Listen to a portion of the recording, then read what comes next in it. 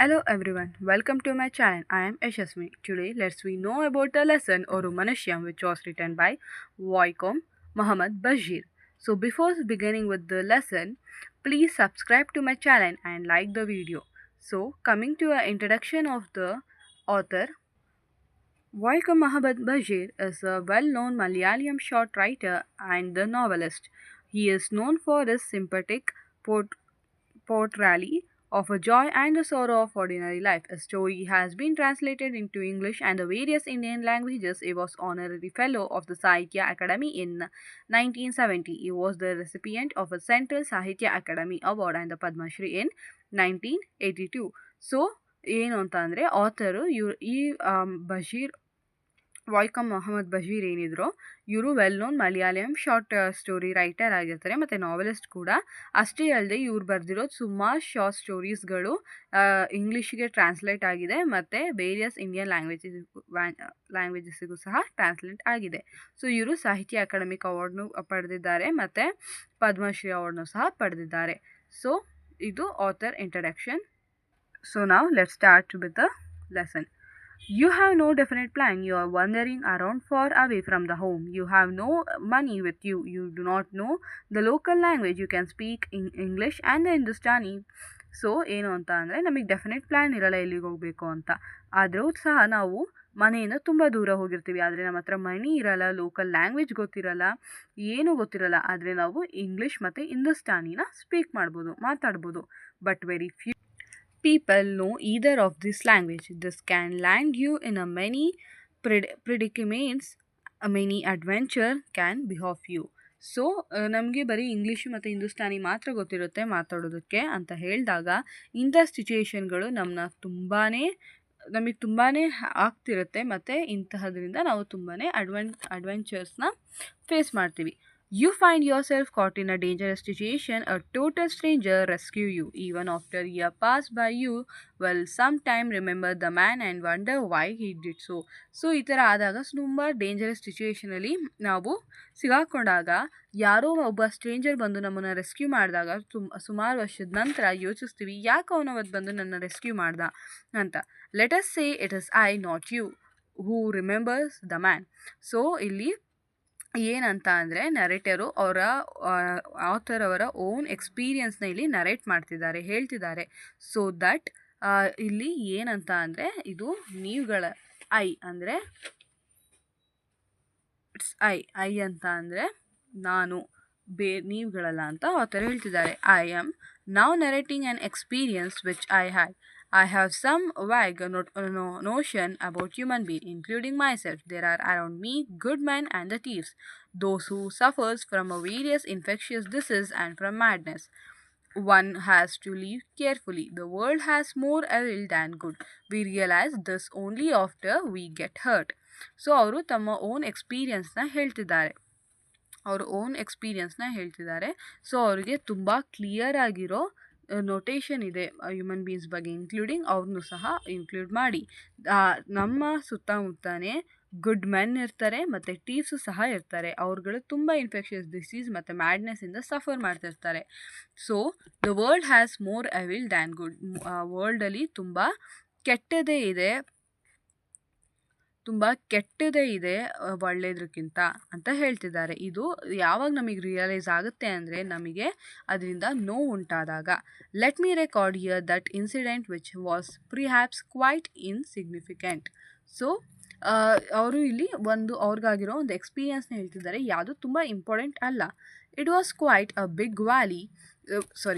a quite big city in the valley of the mountains, some 1500 miles from home, the inhabitant of which had never been known for the quality of mercy. So ಏನಂತ ಅಂದರೆ ತುಂಬ big city ಇರುತ್ತೆ in the valley of the mountains. So ಅಲ್ಲಿ ಎಷ್ಟು ದೂರ ಇರುತ್ತೆ ಅಂದರೆ 1500 miles ದೂರ ಇರುತ್ತೆ ಅವ್ರ ಮನೆಯಿಂದ.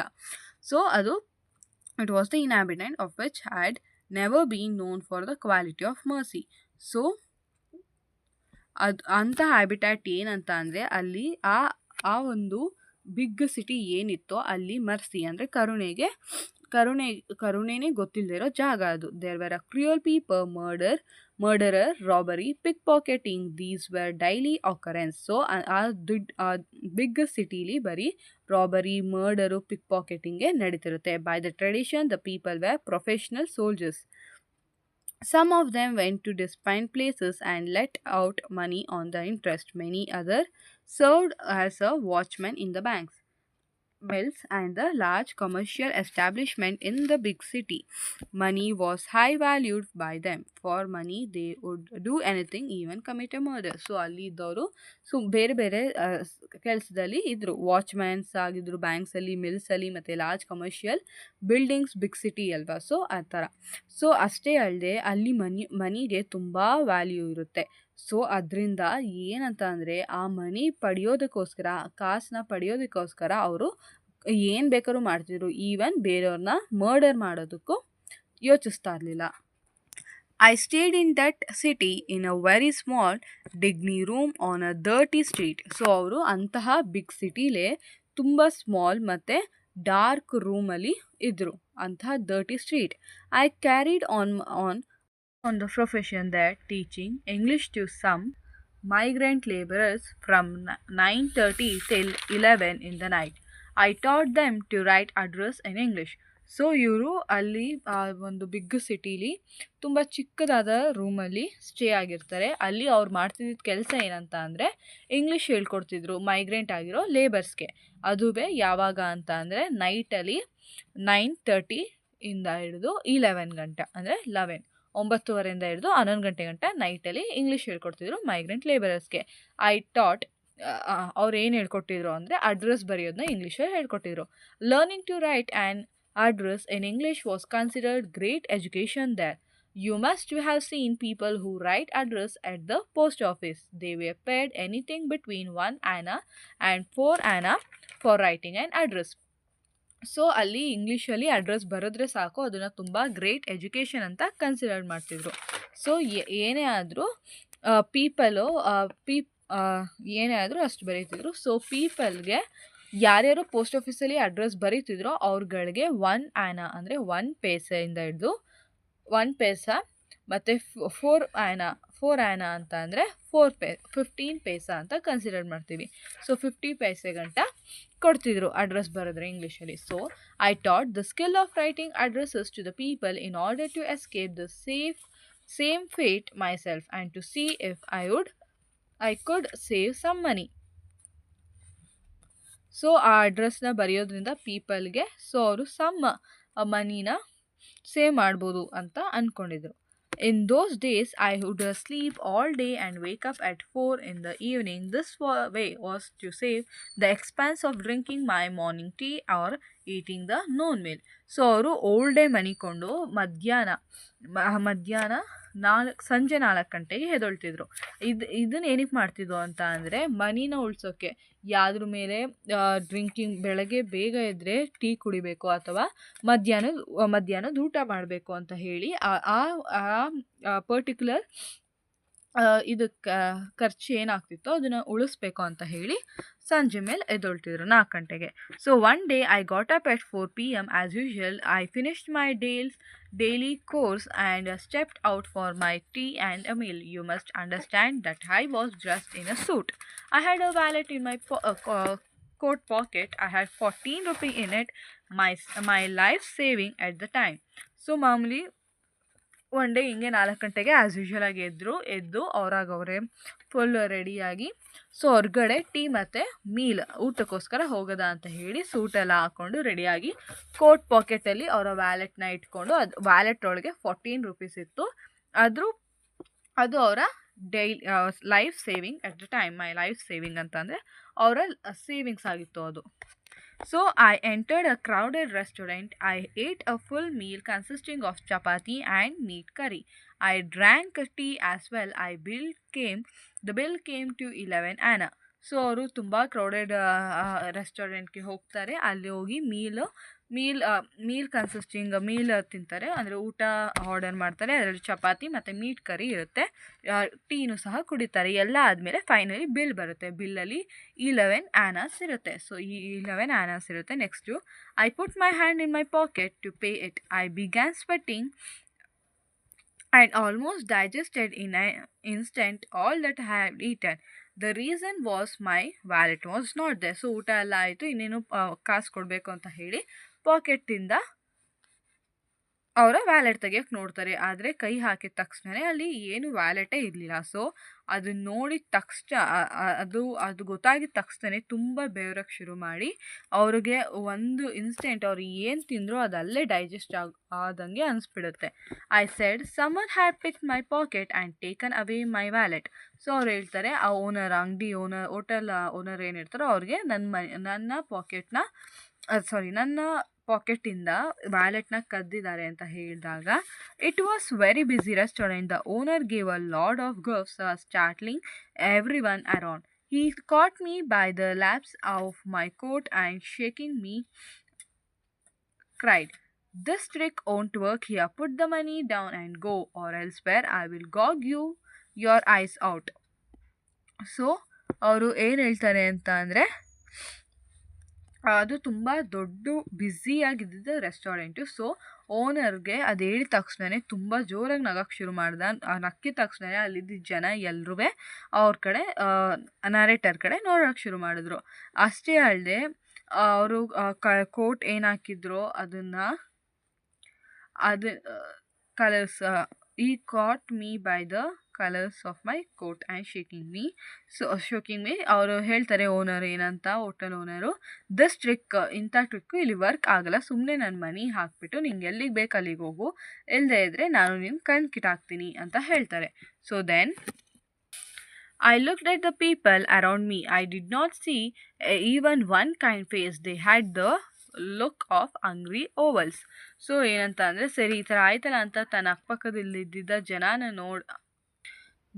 ನೋಡ್ತಾರೆ. ನೋಡಿದ ತಕ್ಷಣ ಅವ್ರಿಗೆ ಅನಿಸುತ್ತೆ ಅಲ್ಲಿದ್ದಿದ್ದು ಒಬ್ಬರು ಮುಖದಲ್ಲೂ ಕೈಂಡ್ ಫೇಸೇ ಇರಲಿಲ್ಲ, ಮಾನವೀಯತೆಯೇ ಇರಲಿಲ್ಲ. ಎಲ್ಲರೂ ಸಹ ತುಂಬ ಅಸ್ತಿದ್ದ ತೋಳ ಥರ ಕಾಣಿಸ್ತಿದ್ರು. If he said he could gouge my eyes out, he would gouge them out. I said, "Let my coat be here. I will go and bring some money." The restaurant keeper laughed again. So ಅವರು okay ಅಂತ ಹೇಳಿ, ಆಮೇಲೆ ನರೇಟರು ಸರಿ ಅಂತ ಹೇಳಿ, ನಾನು ನನ್ನ ಕೋಟ್ನ ಇಟ್ಬಿಟ್ಟು ಹೋಗ್ತೀನಿ, ಇಟ್ಬಿಟ್ಟು ಹೋಗಿ ನಂತರ ಬಂದು ನಿನಗೆ ಕಾಸು ತಂದು ಕೊಡ್ತೀನಿ ಅಂತ ಹೇಳಿದಾಗ ರೆಸ್ಟೋರೆಂಟ್ ಕೀಪರ್ ಇದಕ್ಕೆ ನನಗೆ ಜೋರಾಗಿ ನಗ್ತಾನೆ. He asked me to take off my coat. So ಸರಿ ಅಂತ ಹೇಳಿ ಕೋಟ್ ರಿಮೂವ್ ಮಾಡು ಅಂತ ಹೇಳಿದಾಗ ನರೇಟರ್ ರಿಮೂವ್ ಮಾಡ್ತಾರೆ. He asked me to take off my ಶರ್ಟ್ನು ರಿಮೂವ್ ಮಾಡು ಅಂತಾರೆ, ಮತ್ತೆ ನರೇಟರ್ ರಿಮೂವ್ ಮಾಡ್ತಾರೆ. He asked me to take off both my shoe. So ನಂತರ ಮತ್ತೆ ರೆಸ್ಟೋರೆಂಟ್ ಕೀಪರು ನರೇಟರ್ಗೆ ಶೂನ ತೆಗಿಯೋದಕ್ಕೆ ಹೇಳ್ತಾರೆ, ಶೂನು ತೆಗಿತಾರೆ. ಫೈನಲ್ ಆಗಿ ಟ್ರೋಷರ್ಸ್ನ ಓಪನ್ ಮಾಡೋಕ್ಕೆ ಹೇಳ್ತಾರೆ. So the idea seemed to be strip me, gouge out my eyes and send me out neat. So ಅವ್ರಿಗೆ ಗೊತ್ತಾಗುತ್ತೆ ಇಲ್ಲಿ ಏನೋ ಬೇರೆದೇ ಐಡಿಯಾ ನಡೀತಿದೆ. ಸೊ ಇಲ್ಲಿ ನನ್ನ ನೀಕ್ ಮಾಡಿ ಕಳಿಸೋ ಪ್ಲ್ಯಾನ್ ಇದೆ ಅಂತ. I said, "I have nothing on underneath." Everyone laughed. So ಅವ್ರು ಹೇಳ್ತಾರೆ, ನಾನು ಅಂಡರ್ ನೀಟ್ ಅಂತ ಅಂದರೆ ಟ್ರೋಷರ್ಸ್ ಒಳಗೆ ನಾನೇನು ಹಾಕಿಲ್ಲ. ಸೊ ಎಲ್ಲರೂ ಲಾಫ್ ಮಾಡ್ತಾರೆ. The restaurant keeper shed, "I doubt it. You must have something on underneath." So ಹೇಳ್ತಾರೆ, ಟ್ರೋಷರ್ಸ್ ಒಳಗಡೆ ಅಂಡರ್ ನೀಟಲ್ಲಿ ಏನಾದರೂ ಇರಬೇಕು ಅಂತ. ಸೊ ಅವ್ರು ಹೇಳ್ತಾರೆ, ಇಲ್ಲ ಮನಿ ಏನೂ ಇಲ್ಲ ಅಂತ. ಆದರೂ ಶಾಪ್ಕೀಪರ್ ಏನೂ ಇರುತ್ತೆ ಅಂತ ಹೇಳ್ತಾರೆ. About 50 people repeated, there must be something on underneath. So ಎಲ್ಲ ಅಲ್ಲಿದ್ದಿದ್ದು 50 ಪೀಪಲ್ಸು ಏನೋ ಇದೆ ಅಂಡರ್ ನೀಟಲ್ಲಿ ಅಂತ ರಿಪೀಟ್ ಮಾಡ್ತಾರೆ. My hand refused to move. I saw in my imagination a man standing in the crowd, stark naked and without his eyes. So ಅವರು refuse ಮಾಡ್ತಾರೆ ಮೊದಲು ಅವರ ಟ್ರೋಷರ್ಸ್ನ ತೆಗಿಯೋದಕ್ಕೆ. ಬಟ್ ಅವರು ಇಮ್ಯಾಜಿನೇಷನ್ ಮಾಡ್ಕೋತಾರೆ ಇಂತಹ ಕ್ರೌಡಲ್ಲಿ ಒಬ್ಬ ಮ್ಯಾನು ನೇಕ್ಡ್ ಆಗಿ ನಿಂತಿರೋದು ಹೇಗಿರುತ್ತೆ ಅಂತ. So life was going to end like that. Let it end. And for all this I never mind. Oh, creator of the world, my God, I had nothing to say. Everything would end to satisfaction of all. So ಅವ್ರು ಹೇಳ್ತಾರೆ, ಇನ್ನೇನು life ಎಂಡಿಗೆ ಬಂದುಬಿಡುತ್ತೆ, ಎಲ್ಲವೂ ಸಹ ಯಾವುದನ್ನು mind ಮಾಡಲ್ಲ. O creator of the world ಯಾರು? God. So ಜಗತ್ತನ್ನು ಸೃಷ್ಟಿಸಿರುವ ದೇವರೇ, I had nothing to say, ನನಗೇನೂ ಹೇಳೋದಕ್ಕಿಲ್ಲ, ಎವ್ರಿಥಿಂಗ್ ಎಲ್ಲವೂ ಸಹ ಇವತ್ತು ಎಂಡ್ ಆಗೋಗುತ್ತೆ ಅಂತ ಹೇಳ್ತಾರೆ. I began to undo one by one the button of my trouser, then I heard a voice, stop, I shall pay the money. So ಅವರು ಸರಿ ಅಂತ ಹೇಳಿ ಟ್ರೋಜರ್ಸ್ನ ರಿಮೂವ್ ಮಾಡೋಕ್ಕೆ ಶುರು ಮಾಡಿದ ತಕ್ಷಣವೇ ಒಂದು ವಾಯ್ಸ್ ಬರುತ್ತೆ, ಸ್ಟಾಪ್, ನಿಲ್ಲಿಸಿ, ನಾನು ಮನಿನ ಪೇ ಮಾಡ್ತೀನಿ ಅಂತ. Everyone turn in the direction of the voice. ಆ ವಾಯ್ಸ್ ಯಾವ ಕಡೆಯಿಂದ ಬಂತೋ ಎಲ್ಲರೂ ಸಹ ಆ ಕಡೆಗೆ ತಿರುಗ್ತಾರೆ. There stood the fair complex man, 6 foot tall, with a red turban and a white trouser. He sported a handlebar mustache and had blue eye. ಅಲ್ಲಿಗೆ ಬಂದ ಮನುಷ್ಯ ತುಂಬ ಫೇರ್ ಆಗಿರ್ತಾನೆ, 6 ಫುಟ್ ಟಾಲ್ ಆಗಿರ್ತಾನೆ, ರೆಡ್ ಕಲರ್ ಪೇಟೆ ಹಾಕೊಂಡು ವೈಟ್ ಟ್ರೋಸರ್ಸ್ ಹಾಕಿರ್ತಾನೆ. So ಅವನ ಹೈಸು ಬ್ಲೂ ಇರುತ್ತೆ. Blue hose were quite common at this place. He came forward and asked the restaurant keeper, how much did you say it was? So ಅಲ್ಲಿ blue eyes ಇರೋ peoples ತುಂಬ common ಆಗಿರ್ತಾರೆ. So ಅವನು restaurant keeper ಹತ್ರ ಬಂದು ಕೇಳ್ತಾನೆ, ಎಷ್ಟು ಕಾಸು ಪೇ ಮಾಡಬೇಕು ಅಂತ ಹೇಳಿದ್ರಿ ಅಂತ. ಸೊ ರೆಸ್ಟೋರೆಂಟ್ ಕೀಪರ್ ಹೇಳ್ತಾನೆ, 11 enas. He paid the amount. He returned to me and said, put on your clothes. So ಬಂದಂತಹ ಸ್ಟ್ರೇಂಜರು ಹೇಳ್ತಾನೆ, ಓಕೆ ನಾನು ಪೇ ಮಾಡ್ತೀನಿ ಅಂತ ಹೇಳಿ ಪೇ ಮಾಡಿ ಮತ್ತೆ ನರೇಟರ್ ಅಂತ ಬಂದು ನಿಮ್ಮ ಬಟ್ಟೆನ ಹಾಕೊಳ್ಳಿ ಅಂತ ಹೇಳ್ತಾನೆ. I put them on. So narrator ಅವ್ನು ಹೇಳ್ದಂಗೆ ಕ್ಲಾತ್ಸ್ ಏನೇನಿತ್ತೋ ಎಲ್ಲನೂ ಹಾಕೋತಾರೆ. Next, come, he called me. I went with him. Did I have words to express my gratitude? I told him, you have done a great deed. I have not seen a finer man. So ಅವನು stranger ಹೋಗಿ ನರೇಟರ್ಗೆ ಬನ್ನಿ ಅಂತ ಹೇಳಿದಾಗ, so ನರೇಟರು ಸಹ stranger ಜೊತೆ ಹೋಗ್ತಾ I have words to express my gratitude, I told him. So ಅವರು ಒಂದು ಥ್ಯಾಂಕ್ಸ್ ಹೇಳಬೇಕು ಅಂತ ಹೇಳಿ ಅವ್ರ ಗ್ರ್ಯಾಟಿಟ್ಯೂಡ್ ತೋರ್ಸೋಕ್ಕೋಸ್ಕರ, ನೀನು ಇವತ್ತು ತುಂಬ ಒಳ್ಳೆ ಕೆಲಸ ಮಾಡಿದ್ಯಾ, ತುಂಬ ಒಳ್ಳೆ ಹೆಲ್ಪ್ ಮಾಡಿದ್ಯಾ ನನಗೆ ಅಂತ ಹೇಳ್ತಾರೆ. ಈ ಲಾಫ್ಟ್. ವಾಟ್ಸ್ ಯೋರ್ ನೇಮ್, ಈ ಹಾಸ್ಕ್. ಸೊ ಮತ್ತೆ ಸ್ಟ್ರೇಂಜರ್ ಏನಿದ್ನೋ ಅವನು ಕೇಳ್ತಾನೆ ನರೇಟರ್ನ, ನಿಮ್ಮ ನೇಮ್ ಏನು ಅಂತ. ಸೊ ಅವರು ಅವ್ರ ನೇಮ್ನ ಹೇಳಿ ಎಲ್ಲಿಂದ ಬಂದೆ ಅಂತಲೂ ಹೇಳ್ತಾರೆ. I has the man his name. So ಮತ್ತೆ ನರೇಟರು ಆ ಸ್ಟ್ರೇಂಜರ್ನ ಕೇಳ್ತಾರೆ, ನಿನ್ನ ನೇಮ್ ಏನು ಅಂತ. He said, I have no name, ನನಗೆ ಹೆಸರಿಲ್ಲ ಅಂತ ಸ್ಟ್ರೇಂಜರ್ ಹೇಳ್ತಾನೆ. So I said, in that case Mercy must be your name. So ಅದಕ್ಕೆ ಅವ್ರು ಹೇಳ್ತಾರೆ, ನರೇಟರ್ ಹೇಳ್ತಾರೆ ಅವಾಗ, ನಿನಗೆ ಯಾವ ನೇಮೂ ಇಲ್ಲ ಅಂದಮೇಲೆ ಮರ್ಸಿ ಅನ್ನೋದೇ ನಿನ್ನ ನೇಮ್ ಆಗಿರುತ್ತೆ ಅಂತ. He did not laugh at that. He walked on until we reached a deserted bridge. So ಅವನು ಅದಕ್ಕೆ ಯಾವುದೇ ರೀತಿಯ ನಗುವನ್ನು ಕೊಡದೇನೆ ವಾಕ್ ಮಾಡಿ ಒಂದು ಬ್ರಿಡ್ಜ್ ಹತ್ರ ಬರ್ತಾರೆ. He looked all around, there was no one. Look, you must go away without turning around. If anyone ask you whether you have seen me you must say no. So ಅಲ್ಲೋಗಿ ನಿಂತ್ಕೊಂಡು ಸುತ್ತ ನೋಡ್ತಾನೆ, ಯಾರೂ ಇರಲ್ಲ.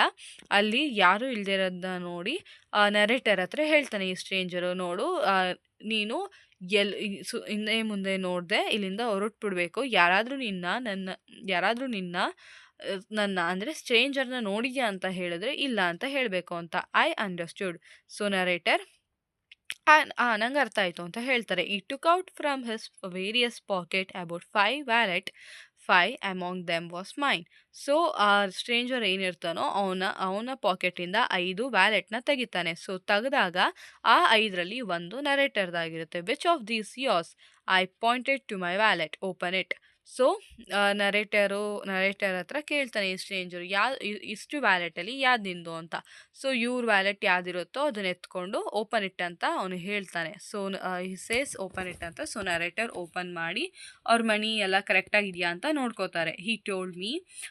ಮತ್ತೆ ಈ stranger ಹೇಳ್ತಾನೆ, go, may God help you. I repeated, may God help you. So ಆ stranger my God help you ಅಂತ ಹೇಳಿದಾಗ ಮತ್ತೆ ನರೇಟರು ಅದನ್ನೇ ರಿಪೀಟ್ ಮಾಡ್ತಾರೆ. ಸೊ ಇದನ್ನು translated from Malayalam by B Abdullah, title a man. So ಇಷ್ಟು ಅವರು ಮನುಷ್ಯಂ. ಸೊ ಓವರಾಲ್ ಇಲ್ಲಿ ಏನಂತ ಅಂದರೆ,